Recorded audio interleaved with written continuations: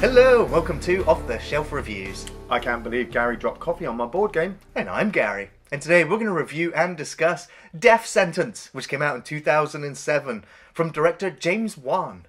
Iain, will you give us the synopsis? Well, the story follows Nick Hume, played by Kevin Bacon.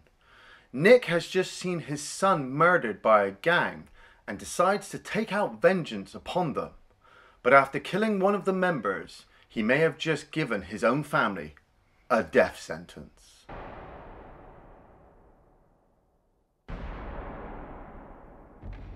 I'm not the biggest James Wan fan. You Really? know, I most of his films I'm kind of like, I like some, and others I'm just like, yeah, you know, like Insidious. Like the latest Fast and Furious film. The Conjuring. The Conjuring. The Nun. But I am a fan of the Saw movies. Mm-hmm. And he's just recently made Aquaman as well, which wasn't as bad as everyone was expecting it to be. It's Jason Momoa. Wet. You know. Say no more. Say no more. And so Death Sentence is like one of those films that I guess has now just become a little bit forgotten. Well, it was forgotten when it first came out, I think. I mean, I saw the trailer for it on TV and I was like, oh, that looks good. You know, Kevin Bacon, he's done some really cool parts. He's a really good serious actor in my eyes. But I didn't purposely go to the cinema to watch it. No. And it wasn't until it was released on DVD that somebody was... I was looking for a film to watch and somebody said to me, like, have you seen this? Oh, no, it's Death Sentence. I'll watch it. And from that point, I really enjoyed it. But when I said to people, oh, have you seen Death Sentence? They're like, no. What? You know, it's a Kevin Bacon movie. Why would I watch that? And, oh, yeah, I mean, you have to be a Kevin Bacon fan to just let yourself go when you're watching his films. I mean, you know, like, there's not a lot of people who've seen Super. Right, yeah. And he is great in Super. Oh, yeah. You know, I know a lot of people who like X-Men First Class and also hate it. But him as Sebastian Shaw, you know, I've always kind of enjoyed. Yeah. So, with this movie, him playing the relatable everyman, even before I was married and had kids, his story got me involved. And I was just like, yeah, I would probably do this if it was me. Yeah, he's an identifiable everyday man, and you know the film has one of those setups where it's like, here's your family at Christmas. Yes. You know, it's the most wonderful time of the year for this family. I mean, it totally hits the feels right from the start. Exactly, yeah. You So know? you're just like you see this loving family together, and you know everything's going their way. They're successful. They're wealthy. Yeah, I was thinking it. I mean, it's a perfect life. Yeah. You know, he's got his two sons. One of them's is gonna be a great hockey player and go off to college. You know, his wife is beautiful, Kelly Preston. I didn't recognize her at first, but when I looked at her filmography, she was the blonde from Twins. Right. The one of the twin sisters, the one who sleeps with Arnold Schwarzenegger, and I was like, damn. She was also in Sky High. Oh, I love that movie. I love Sky High. It's got Kurt motherfucking Russell in it. Yeah. But you know, I was looking at Nick and I'm like, is it a perfect life? You know, he's a risk assessor. He works for this company and he's talking about how there's always this order in all this chaos and he's happy to see that. And I'm like... Well, yeah, because, you know, it's like you'll live a longer life if you have two kids rather than being single.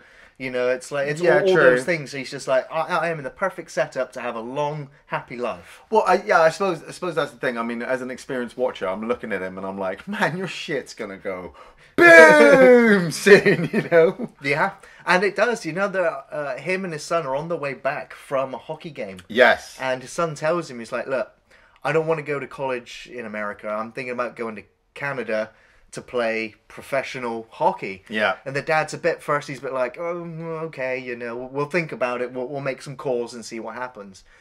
But driving back home, they seem to be lost. And he seems to have been running out of gas. Yeah. In one of the roughest areas of their neighborhood. Yeah, well, I mean, I know. I'm just picking, you know, but he says he's a risk assessor while he's in the car with his son. Right. You know, and he hasn't planned his route. Made sure his car is topped up. You know, because later on when we see his house, you know, even the detective says to him, like, you're on the wrong side of the tracks. You know, look at this perfect home you've got. And this is where he ends up at night. Yeah. They even stop at a gas station. I mean, the only other better gas station I've ever seen is that one from RoboCop. Right. That he stops at. But at the same time, they're driving along, they see the two big muscle cars. These cars are absolutely beautiful, but at the same time, if you see these driving late at night, bad lights off. Yeah, bad people are inside, and you should not flash your fucking lights. Everybody's seen Urban Legend. Right. But nope, there's Kevin Bacon like, blink, blink, blink, blink, hello. Dangerous driving. Risk assessment. Yeah, risk assessment. Oh, we need to pull over, son, and I'm going to turn my back on you. Because you're old enough to look after yourself. And Brendan, the son, goes in there to get his slushy. And the gang members all come in and make it look like a robbery, but it's actually a gang initiation. They kill the shop attendant immediately. Yes. Was it shotgun spray of blood everywhere? Like, oh, whoa. And it is a gang initiation killing. And so now they have to kill Brendan. And it's the fledgling there who's got a machete. Yeah. And slices his throat clean open. You don't really see it. No, but the impact I got from Kevin Bacon's perspective. Yeah. Because he's literally just had that awkward conversation with his wife about how he's dropped off the son at the airport and we're probably never going to see him again. And then 2 seconds later, he's dying on the floor. Yeah. We didn't want any kind of long, drawn-out goodbye, so I dropped him off at the airport. He says he'll call, but of course we may never see our son again. Now, there is a director's cut or an extended cut of the film, which adds about 11 minutes extra, which does show some of the gorier parts of the film. But I think we just saw the theatrical version. Yeah, I was going to say, I mean, I felt like this film was gory enough, just being theatrical, but I don't know if I'd enjoy more blood and guts. Because once you see Brendan get injured and taken to the hospital, it's now all focused on Kevin Bacon.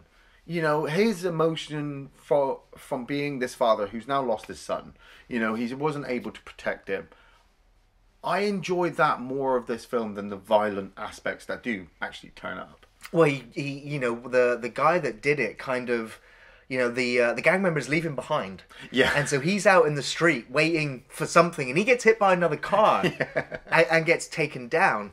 And so the police are able to arrest him as well and put him in a lineup for Kevin Bacon to be able to call him out, which would set up a court case. But first, you've got to have the funeral sequence, which is hard enough as well, especially, afterwards. You see the funeral, and then you see them back in the house afterwards. Yeah. And it's just quiet. It's just that emptiness. Yeah, because the film had already set up that Brendan was like the focal golden point. child. Yeah, the focal point of this family. Everybody loved him, and now he's out of the picture. You've got Lucas, the youngest. I always felt, even the first time I was watching the film, that he's now being kind of isolated. His parents aren't giving him as much attention, and did he always not get that much attention because of Brendan, and now Brendan's gone? It leaves that empty hole, and Mum and Dad are just trying to get through it, and Mum wants the killer to be sent away for a very long time. But when Kevin Bacon sat down with the lawyers, and the lawyer's just like, look, I can get you 3 to 5 years most maximum. Yeah. Because all the evidence. It's circumstantial, and you're the only witness. You're the only witness. No security footage, no blood prints, no fingerprints or anything like that. But I love the fact that Kevin Bacon doesn't just explode at that point. A lot of people would, but he's having trouble trying to actually grasp why this is. Well, he agrees to go along with it. He's like, that's all we can do. That's all the lawyers can do. And so it gets to the courtroom. And he sat there and, he's got a few minutes before he's about to testify. And he gets the look. When the killer, his son's killer, looks at him and gives him the... Yeah, the gun symbol, yeah. And for Kevin Bacon, he's just like, nah, fuck it. So he just stands up and says, nope, I take my statement back, and I'm done. Then he walks out the courtroom. Yeah. It was dark. There were a lot of them. I can't be sure anymore. And the killer gets away with it. He comes out, calls his mates, the gang come and pick him up. They're like, yeah, we're going to go take you to a prostitute. Yeah. You're going to have the time of your life. You're my brother. Man, you got Garrett Hedlund playing Billy. Yes. I mean, I looked on his filmography. The only thing that jumped out at me, and I'm afraid to admit it, was Tron Legacy. Tron Legacy, he was the main character, wasn't he? Yeah. It's been a while since I've seen that, so I don't know if it's... He's a bit of a pretty boy, really. Well, but when you see him in this, exactly. He is the head of this group of drug-dealing fucking gangsters who seem to own the streets of this area. Massively. And Joe, his brother, is the guy who killed Brendan. And so he's just been let out, and it's just like, yeah, he's a man now. See, at first I was like, is it just like gang lingo, bro? But it actually turns out it's actual flesh and blood. Yeah, because we find out who their father is later on, which is kind of surprising. But they drop Joe off, and they're just like, yeah, off you go, you're a man now, we'll catch you later. And Nick wants revenge. And that's one of my favourite sequences in the film, where he comes home and he just goes into his shed and he's just looking. I've got a machete there, I've got a hammer over here, I've got some other utensils over here. And he digs through this toolbox until he finds a knife. Yeah, but he's just so clumsy as well. It's just like, what am I going to use? In his mind, you can imagine what he's thinking. It's like, how is he going to do this? Is he going to do this? Is he going to have the courage to do it, or to face the consequences of doing it? At the same time, his family have come in there as well, and they're like, "What are you doing?" Yeah, and it's like, "I've got to go. I've left something at work." And he goes off hunting for Joe, and he corners him in like their basement area of the apartment, and they just have this scuffle. This isn't like a martial arts choreographed fight. It's, a crazed father fighting an actual gang member who's probably been growing up on the streets fighting, but not that much that he's able to hold off Nick. And it's just kind of accidental that the knife ends up in Joe and he just dies.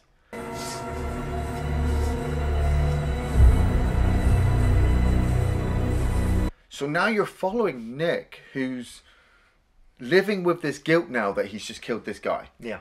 He's avenged his son's murder, but he can't tell anybody because now the cops are involved. You've got Aisha Tyler playing Detective Wallace. She was Mother Nature in the Santa Claus movies, but she does voice one of the characters in Archer. Right. And she's there, and she's just like... She turns up at his office. Yeah. What have you done to piss these people off? Well, no, she turns up to just let him know that his son's killer has just been killed. Yeah. And, Nick's boss or his colleague is just like, I guess there is justice in the world. Yeah. And at the same time, Nick's hand, Kevin Bacon's hand's twitching with the bandage on it. And, of course, the police officer notices it and is just like, more investigating to be done. But then Billy finds out. Yes. Billy finds out that his brother's just died, and we get introduced to his father, Bones, played by John Goodman. Yeah, it's such an amazing part he plays. I'm sure you'll be happy. Well. He's got more screen time in this than he did in Chud, Iain. Why? Why would you go there? Why would you go there? But it's the last time we saw him. Walking in a diner, he's a gunsmith, But the way he talks to Billy, I mean, ouch. When John Goodman fucking swears, like I think I can swear well, but when he swears, he can put you in your place. You fucking light bag me, I'll fucking kill you. And like I said, I just love the way he just keeps changing his glasses every now and again. And Billy finds out about his brother and is just so pissed off because his lackeys, his gang member friends, they seem okay with it. They're just kind of celebrating with drinks like they would probably do with anybody. But Billy's taking it quite hard, and he's like, we need to find this guy. Whoever did this, we're fucking bringing vengeance to them. Well, now it's become like a family feud where one son's been killed, one brother / one son's been killed. And, this gang they're not going to take it. No. They're going to hunt him down. And they have the newspaper. And it has a picture of him in there. Yeah. Now, if you look at this newspaper, none of the text actually corresponds to the story. No, I don't think so. It's all about astrology and things like that. And it's like they just meshed some text onto a newspaper. Yeah. But the picture's there, and so they're like, is this the guy?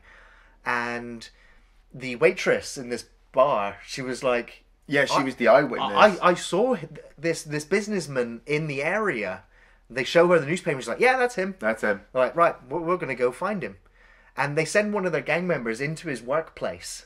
No, I mean, that's later when they find the briefcase. This first instant, it's like, what the fuck? Where did they live?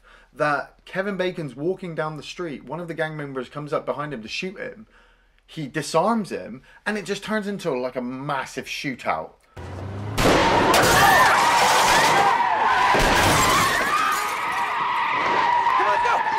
Yeah, in the middle of the street, like a populated area. Yeah, the cop will say later on, we need eyewitnesses. I'm like, what the fuck? There's like 8 guys running down the street chasing a businessman. Yeah. And, I mean, weirdly enough, at first I thought this chase sequence was really comical.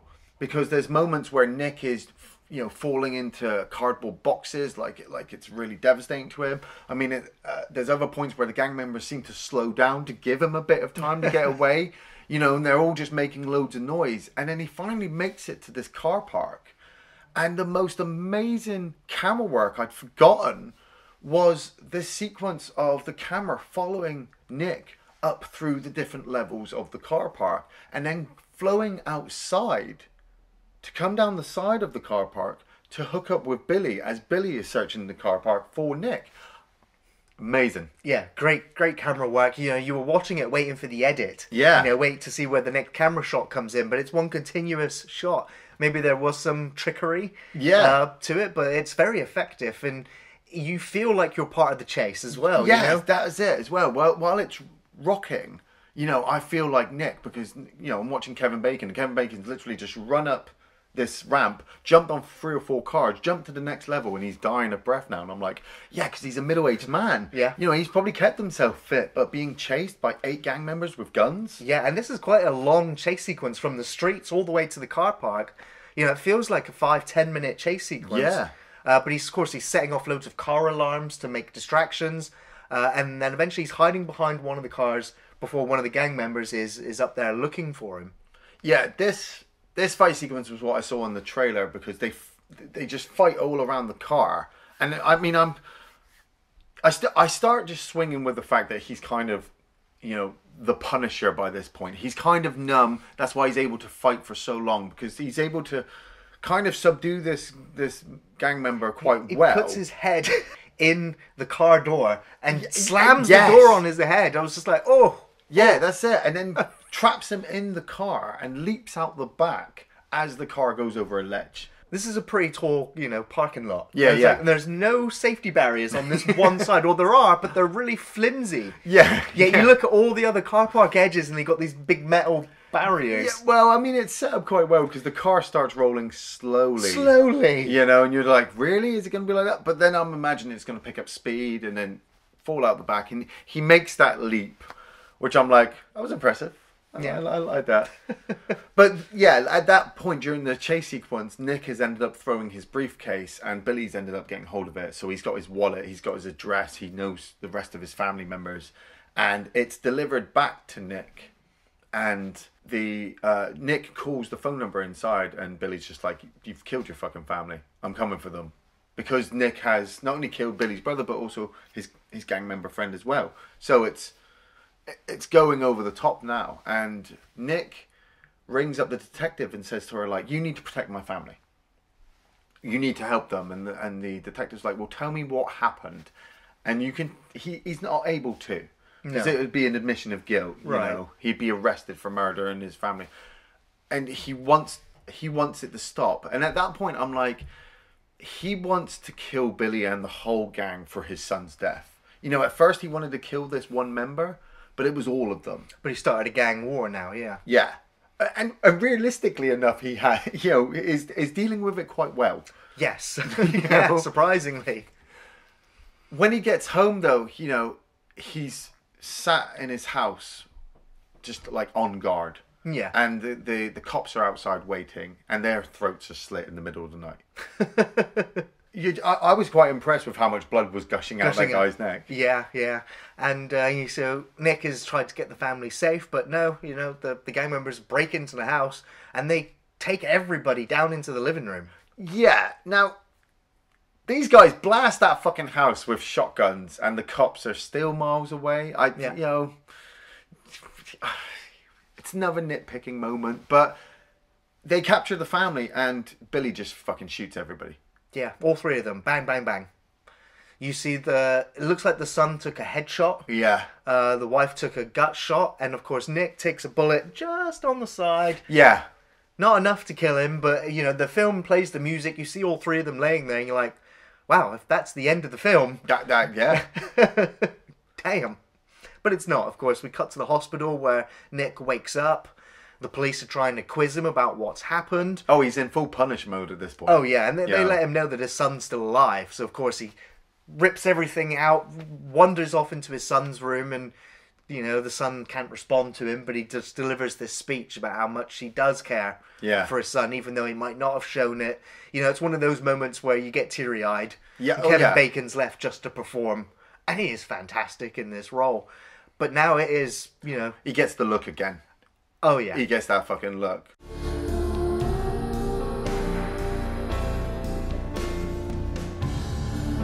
And he goes to the bank. You know, sorry, he escapes the hospital because the police want him detained. But he goes to the bank and he draws out all of his money. He draws out all of his savings. And he makes his way to a bar. Yeah. He gets to the bar that Billy and his mates were at. And he chucks like $5,000 on the desk. And he's like, where's Billy? Pays the bartender. The bartender's like, no Anglais. You know, don't speak English. And Nick just fucking must belittle him in Spanish, you know, about what he wants to do and what he will do to anybody. And he bashes the fucking bartender's head off the bar. And then still chucks him the money and says, give me the address. And he gets information, but he wants to buy some guns first. And he heads to Bones. And Kevin Bacon and John Goodman have this amazing sequence. Absolutely. It's one of the best sequences in the film. It's the two best actors in the film. Yeah. It's just like, you know, Nick needs to buy guns, and so Bones is just laying out on the table. This is how much, this is what I can tell you. How much have you got? And then confronts him over the fact that Nick wants to kill Billy because Billy is Bones' son. And you're like, fuck, this, you know, you could end this right now. You could shoot Nick right in the back of the head and deal with it. Yeah. But he says to him, he's just like, Dad's dad, you're going to go and kill my son after my son killed your son. Yeah. And Bones is just like, he's a piece of shit, so I don't really care what you do. You're a preferred customer now. Yeah. Yeah, just don't come and tell me about it. And if don't you dare ask me where he is. Yeah, don't ask me where he is or I'll kill you. And it's just like, okay. Dad to dad, don't tell me about it. Just go do it. And then I love the sequence after where Nick goes home with all of his stuff, and it's, you know, it's watching like the beginner's guide to a revenge killing. Yeah, you know, he's like, well, the bullets go where? The clip goes where? What's it? Oh, He keeps cocking the gun and the bullets keep flying out, and he's like, no, get the instruction manual out, and he's just like, oh, what's going on? And then after he gets the hang of it all, it's now I'm bandaging myself up, I'm shaving my head. Yeah. You know, I don't understand the whole shaving your head thing. I think it's just, you know, he's lost everything now. He almost looks like a gang member. Yeah, now. yeah. And it is very much a taxi driver. Yes, that's what I also got as well. You know, there's a few moments that remind you of Taxi Driver. Obviously, the shaved head moment is the big one, but there's fingers being shot off. Yeah. Which happens in Taxi Driver, and the neck wound, being shot in the neck. Ah. So I was like, there's like three moments that are just like Taxi Driver, which is another great revenge film. Isn't this a revenge film, really? Well, we'll get to it at some point. But Nick has now got the information, turned up at one of Billy's friend's apartment, and sends the message to Billy that I'm fucking coming for you. Over the phone, you know, blows that fucking guy's head off over the phone, which was awesome. Billy has his confrontation with his dad as well, and shoots him in the fucking head.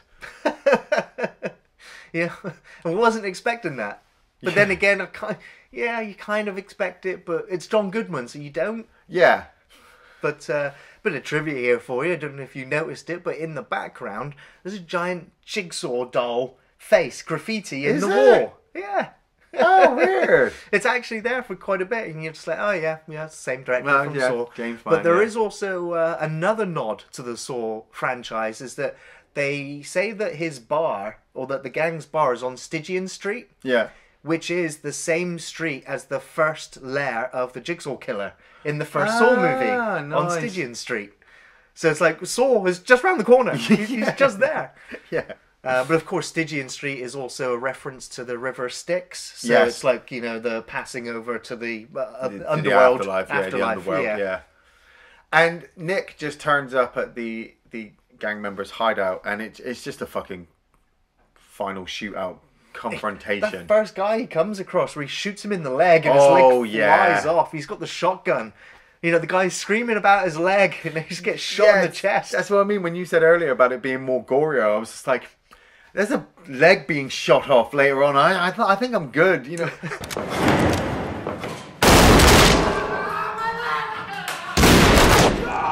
And so Nick just ends up going around the whole hideout, just blasting everybody. And then he has the final moment with Billy inside the church and gets wounded himself, shot in the awesome. neck. He's got one in front of him and one behind him, both shooting at him. Yeah. And he manages to turn and shoot, then turn and shoot, and so the camera's moving, the guns are flying around. It's great little moment because you're like, oh, you know, Nick's dead. He's been shot in the neck. Yeah. You know, he's holding this gaping wound, and you're just like, it's over for him. Yeah. Maybe. He had nothing to lose at this point. No. You know, and he was just going to bring fucking vengeance on them. So they vengeance for his family, you know, or to stop them from going after his son again. Or killing anyone again. Well, that's it. I mean, by this point, like I said, with the whole Lucas thing, I felt like Nick didn't care about Lucas by this point. Because, like we said, he's taken out all of his savings. Yeah. You know, and spent all that on information and shit. You know, he's killed him. He's killing himself to kill these gang members. He's already got his wife killed. So what's Lucas going to have after this? You know, when Lucas wakes up the next day and it's just like, your dad's dead, your mum's dead, your brother's dead. You know, your house has been destroyed. Oh, I think he's definitely going into foster home. Yeah. Regardless how this film ends. He'll probably end up on the street selling drugs and get attacked by Kevin Bacon. But they have this brilliant sit down and they're just sat there. And I loved watching it for this review because I was just like, the comparison. You know, one was from the rich upper class. You know, one was from the dregs of the fucking city. You know, this event's happened. It's drawn them together. And now look at Nick. Yeah. Look at how far Nick's come. They're both slumped down in this small cathedral inside an abandoned hospital. Yeah. And just both of them are just slumped there, just dying. And that's it. I mean, did Billy must always have known that he was going to die on the streets. But did he know that? Did he even think that he was going to get killed by the father of some gang initiation who's going to fucking wipe out everything? You know, all of his friends, his family, his fucking empire. And it's just that way that they're dying, and Kevin Bacon just pulls out that big fucking Barry Burton hand cannon, you know, and he's just like, ready. And you don't even have to hear the gunshot. No. You don't even have to see the aftermath. It's when Kevin Bacon comes stumbling out, you're like, he fucking ended that. Ready?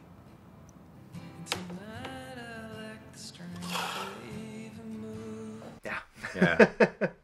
I mean, I did read as well that there was an alternative ending. I mean, Nick heads home, slumps in front of his TV, and starts watching old videos like we'd seen at the beginning. That is the ending. Well, that is the ending, but there's one where the cops turn up, and he gets told that his son's alive. Yeah. And it ends before you know if Nick has actually died or not. Right. Where the alternative ending is Nick just dies. Okay. Of his wounds. Yeah, yeah. Which is, I guess, more believable, but the fact that he made it all the way back home to die in front of... Well, that's it. I mean, he could have just gone to hospital, gone back to the hospital. He's just come from there. He could just gone there. But I do like the fact that, you know, the detective comes in, tells him that his son's alive. He looks happy, you know, and the film ends ambiguously where you're like, you kind of hope that he's gotten up and he's been taken to hospital and he's survived. Yeah. He's going to have to undergo quite a lot of psychiatric treatment, possible jail time. Just become a hitman. But then again, the police seem pretty useless in this film. Well, if it's the same Saw universe, mate. Yeah, they're pretty useless.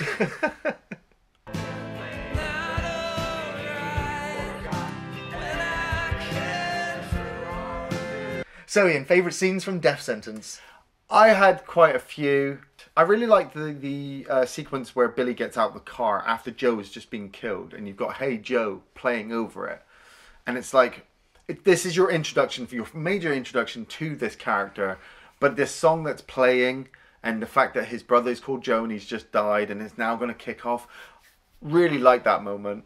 The gunfire chase sequence, I mean, as comical as it is, it does lead into a really brilliantly edited, filmed fucking camera sequence with the car park, leading all the way up to that fight sequence in the car. Yeah. Which, you know, is pretty damn good. Like we said, when he's slamming his fucking head with the car door, it takes you back to Vinnie Jones, doesn't it? Yeah.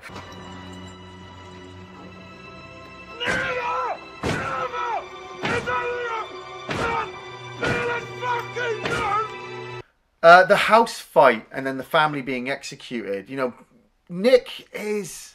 I relate to him because he's a family man, and I'd probably be as clumsy as him fighting.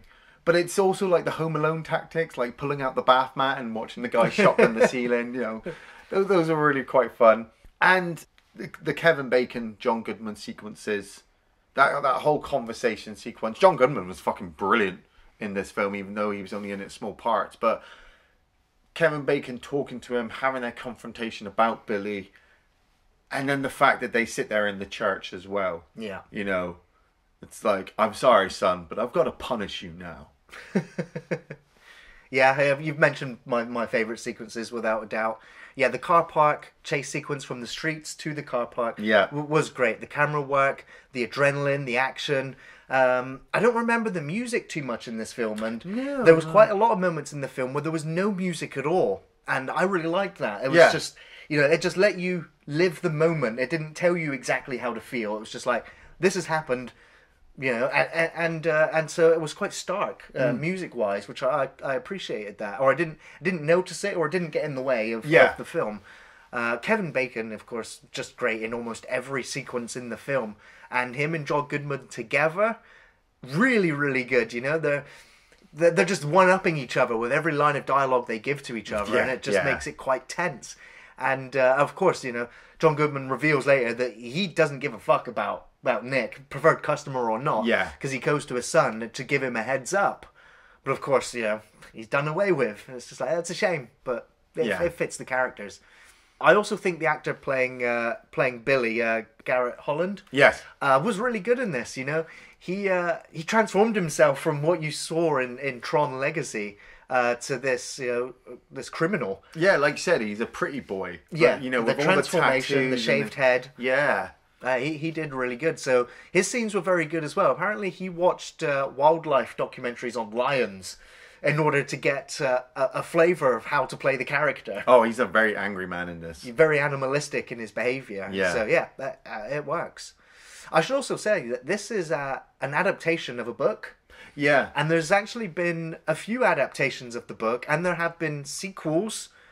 And there are sequel books that some of the sequels have been based on. Okay. It does get a little bit confusing. But the Death Sentence novel is the sequel to Death Wish from author Brian Garfield, who did also write the first drafts of the screenplay for Death Sentence. Death Wish with Charles Bronson. Charles Bronson in 1974. With the gun, is another version of this film. Yeah. But there is a series of books which the original author didn't like all of the sequels to Death Wish because they just went off in a completely different direction from the books. But this one, he's very, very happy with. And so with that, I do have to recommend Death Sentence. I recommend it for the drama and for the action. The camera work is very well done. The performance of Kevin Bacon is excellent. The violence is believable to begin with, but does sort of become a little bit cartoonish towards the end. I would say after the car park sequence, when, you know, you've had that massive shootout through the streets and the police, you know, they know who the gang is, but they can't touch them. Yeah. You know, the police get murdered outside Nick's house and the police are, you know, they can't touch this gang. Yeah. You know, and so you take this mild-mannered, everyday businessman and turn him into a psychopath who goes on this killing spree. And it's only believable because, you know, I make the Jaws reference, like, you know, at the end of Jaws when the shark jumps up onto the boat, you believe it. Why? Because you've had 2 hours believing this shark is doing it without seeing it properly. Yeah. And so with this film, you know, Nick, you believe that he has descended down this path. And so when he is on this killing spree, you're kind of with him emotionally, so that when, you know, these crazy things are happening and he's managing to kill all these people and not die, you're still with him because you're emotionally invested behind the character, and you kind of go, it is cartoony, it is making me laugh at how some of these guys are getting killed off. Yeah. But you're still with it, and so for that you have to give the film points. It's well edited. It will make you laugh. It does get upsetting. It is a partial tearjerker because you have to care in order for the revenge part of the film to work. But it's a great little forgotten revenge thriller with bullets and blood and Kevin Bacon. Yeah, pretty much everything he just said. You know, you can't go wrong with more bacon. No. Thanks for watching Off the Shelf Reviews.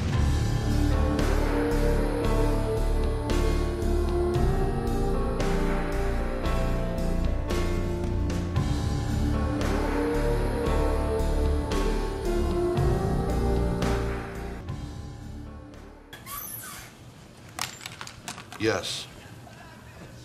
You can get the fuck out of my sight now.